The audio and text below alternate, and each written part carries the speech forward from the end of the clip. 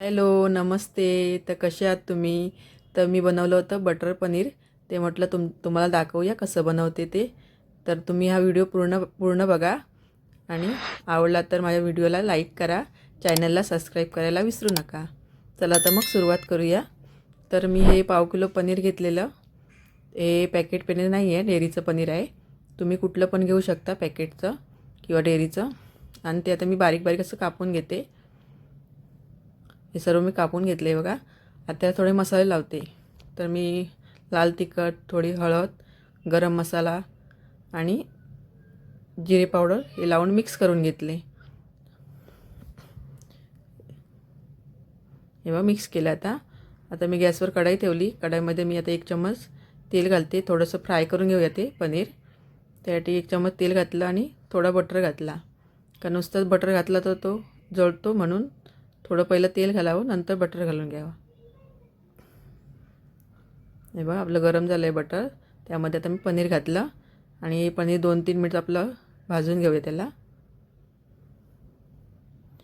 तोपर्यंत पनीर भाजतं आहे तोपर्यंत आपण मसाला तयार करूया.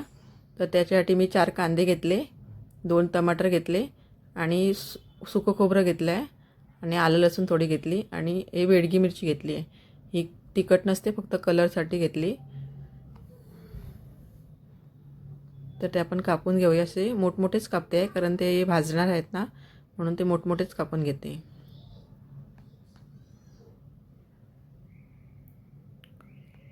टमाटर पण तसेच कापून घेते मोठमोठे.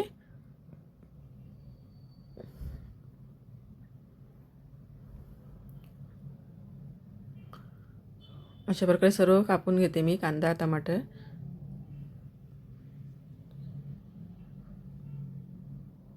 हे पनीर पण आपलं तयार झालं आहे, भाजलं आहे. ते आता मी काढून घेते.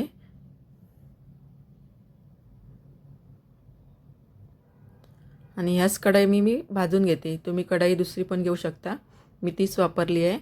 आणि 1 चम्मच तेल घातलं आणि कांदा घालते, तो भाजून घेते.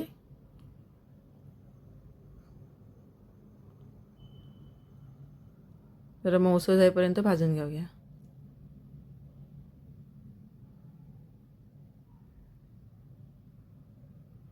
बघा कांदा मऊसर झाला आहे.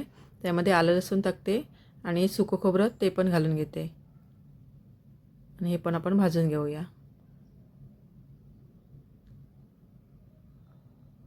त्यामध्ये 2 मिरची टाकते.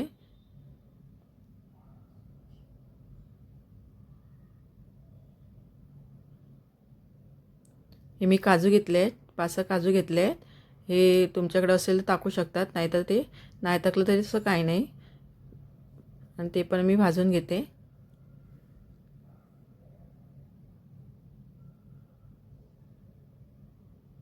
त्यामध्ये टमाटर पण घालते. टमाटर घालते. असं हे सगळं मऊसर होईपर्यंत आपण भाजून घेऊया. त्यावर मी झाकण ठेवते. 2-3 मिनिटांसाठी झाकण ठेवून घेते, कारण टमाटर लवकर मऊ होईल ना, म्हणून मी 2-3 मिनिटं झाकण ठेवते.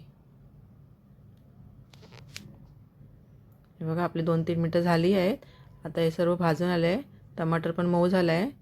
आता हे थंड होऊ नये. गॅस मी बंद केला. थंड झालं की आपण मिक्सरला लावून घेऊया. हे बघा 5 मिनिटं आली आहे, मी थंड झालं. आता हे मिक्सरला मी लावून घेते. हे बघा ते मी बारीक अशी त्याची बारीक करायचं, म्हणजे जाडसर असं नाही ठेवायचं, त्याला बारीकच लावून घ्यायचं मिक्सरला.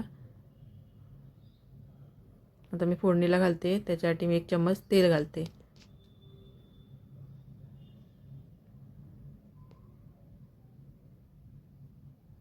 आणि 1 चम्मच बटर घालते. सांगितल्याप्रमाणे तेल बटर घालते वेळी आपण तेल थोडं घालावं, नाही तर बटर जळतो. आणि त्यामध्ये जिरे घालते.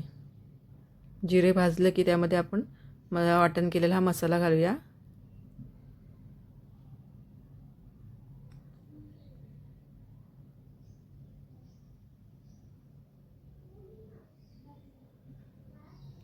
हा मसाला पण असं व्यवस्थित 2 ते सर्व घालून घ्यायचा आणि 2-3 मिनटं असं भाजून घ्यायचं.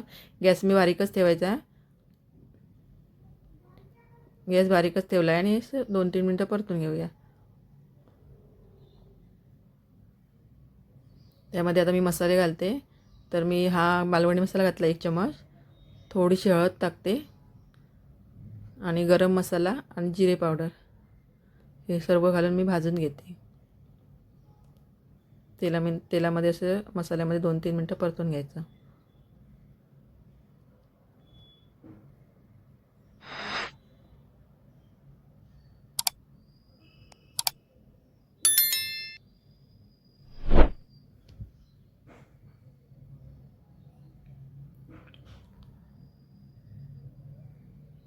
आता मसाला आपला भाजायला आपण तेव्हा ढाकण ठेवूया. मी 2-3 मिनटं ढाकण ठेवते, मसाला आपला भाजून येईल. गॅस मी बारीकच ठेवला आहे. तेव्हा 2-3 मिनटं झाली आहेत. आपला मसाला बघा भाजला आहे.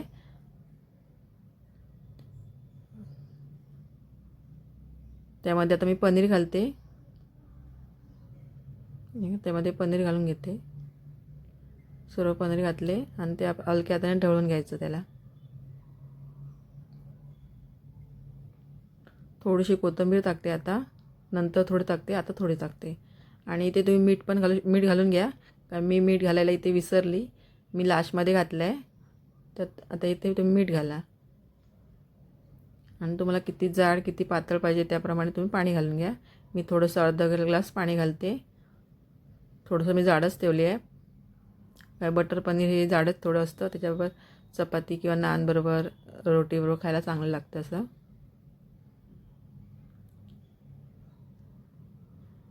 मी 5 मिनटं झाकण त्याला पनीर जरा शिजवून घेते. आपलं पनीर काय शिजलं हे केलेलं आहे, भाजलेलं आहे, त्यामुळे जास्त वेळ नाही लागणार त्याला.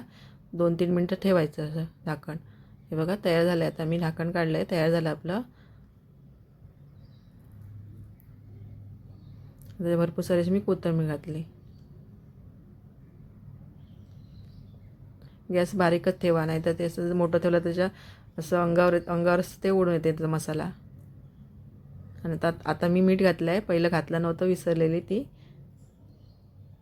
अशा प्रकारे तुम्ही करून पहा, तुम्हाला नक्की आवडेल. आणि माझ्या चॅनलला सबस्क्राईब करा, व्हिडिओला लाईक करायला विसरू नका.